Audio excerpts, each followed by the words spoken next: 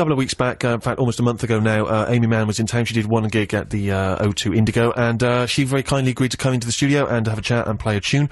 And so here's how we got on. It's BBC Six Music with me, Stephen Merchant, and I'm so excited because this person might be one of my top 10 singer-songwriters. Sometimes I like to, you know, put them in order, and you know, sometimes you've made it as high as number 3. I think it's good to rank people. Right, I like to think so. I do this with my friends, you know, my family, and I'm pleased to say that you're certainly in the top 5 at the moment of my favourite singers. It's Aimee Mann, and I'd ask for a little round of applause, but there's no one here, so we'll just welcome you, and thank you so much for fitting this in. To applaud myself. It would, yeah. I'll give you a... No, it's pathetic.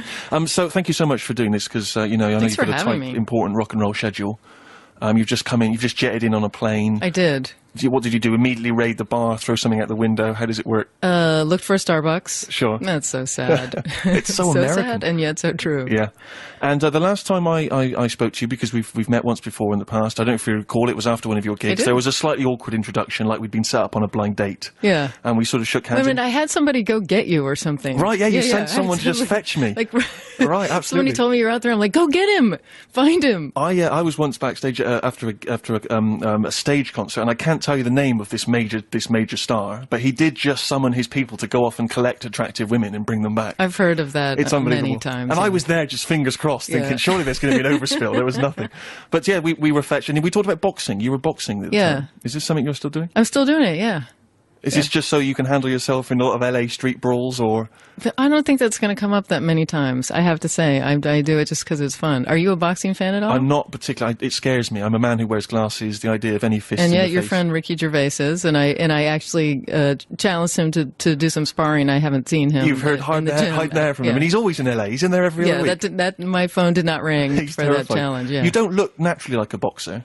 I don't think I naturally am a boxer. I mean, I've done it enough now to know that I'm not very good at it, that I'm slow, I can't take a punch very well, I don't hit hard, and my reflexes are really lacking, so I have it all.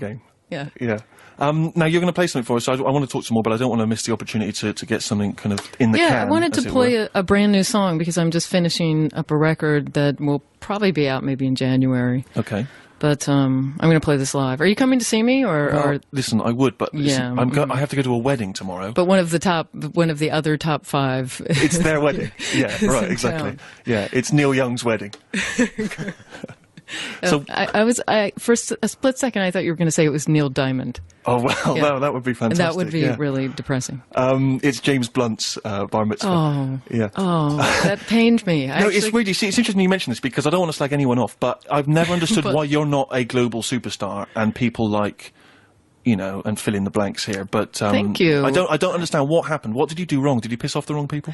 I think at various times I've been seen to be too edgy, which is hilarious to me, because I think I'm a pop songwriter. Yeah. And then maybe nowadays not quite edgy enough. And also, like, now I'm sort of out of the major label thing, so sure.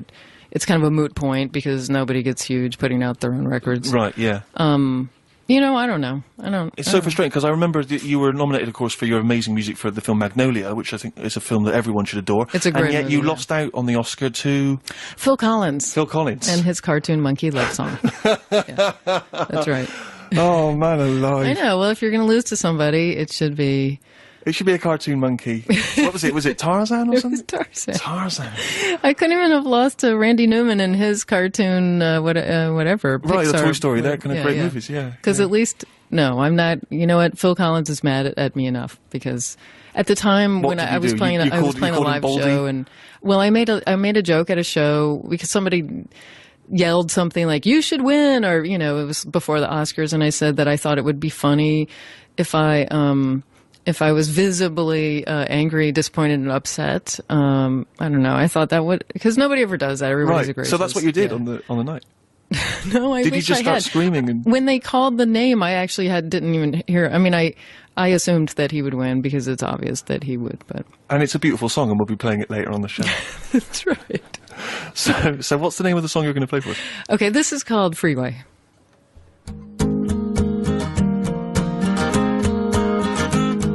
I screwed it up already. Sorry, Stephen. Good luck. I'm still thinking about your the other 4 in the top 5. Aimee Mann playing live in the Hub on Six Music. That was a joy for me. And if I can get Norah Jones and Avril Lavigne in, then I can tick off my top 3, you know, in the next couple of weeks. It's interesting. I was just wondering, one of the things I've always thought about your music is it has a naturally cinematic quality to it. Particularly your last album, The Forgotten Arm, which kind of had a whole narrative of sorts to it.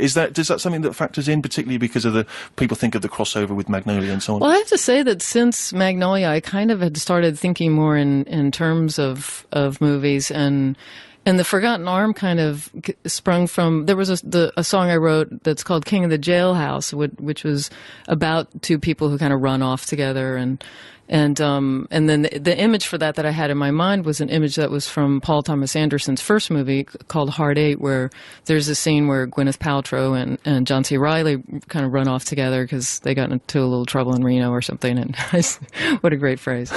And they shot a man in Reno just to watch him die. And yeah, so I was picturing that scene, and then I kind of just wrote the rest of the record as if it was a soundtrack to some, you know, kind of imaginary movie. And so can you tell us anything about this forthcoming album? Does it follow along that same line, or is Not at all. Okay, no, so no concept at you all. abandoned that idea. Yeah. It wasn't working for you. You thought, forget it. Well, it worked for that one, and then I was satisfied, and then now I'm doing something else. And now it makes you sound. You've been working perhaps with Timbaland. It's now got a kind of Nelly Furtado quality to it. You know, if I ever, as I mentioned earlier, if I ever listened to music, then perhaps I would, you know, be one of those musicians who would want to work with other people, but yeah. I'm lazy and I'm insular. I don't get out much, so I just end up writing what I write. And just a final question: Are you as kind of melancholy in your spirit as your songs would suggest you are? Because it seems to me that there's nothing worth writing about to me unless it's about human relationships, it's about love, it's about interdependency. If there's not a problem, then what's the fun? Right, absolutely. Yeah. It's no good writing, "Oh, Lady in Red, you looked great in your red dress." Lady in Red? Did you just cite Lady in Red? Right. If she'd spilt something on the red dress, you know that, Stephen, in our band, when we have long drives, our favorite game is to play What's the Worst Song Ever Written? And some argue that that's number 1. I think Ebony and Ivory is number 1, but that's number 2. That's a solid number 2. Well, you're wrong there, because Ebony and Ivory has single-handedly ended racism. Which is clear, whereas Lady in Red has achieved little as far as I can tell. It's like We Are the World ended world hunger. Exactly, yeah. Well, maybe that's what... And this is another thought. I'm just suggesting this to all pop stars and rock stars.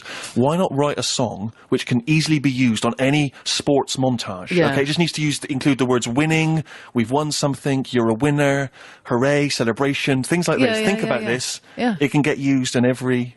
Yeah. You know, all right, so just make it, you know, if money's running low at any point. When something means almost nothing, it can mean almost anything. Exactly.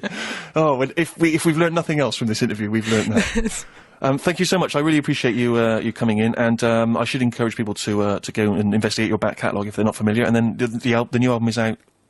January, February, yeah. So you've come in without anything to plug. It's so adorable. No plugging. I'm here for fun. Brilliant. Well, thank you very much indeed. I really appreciate it. Thank you.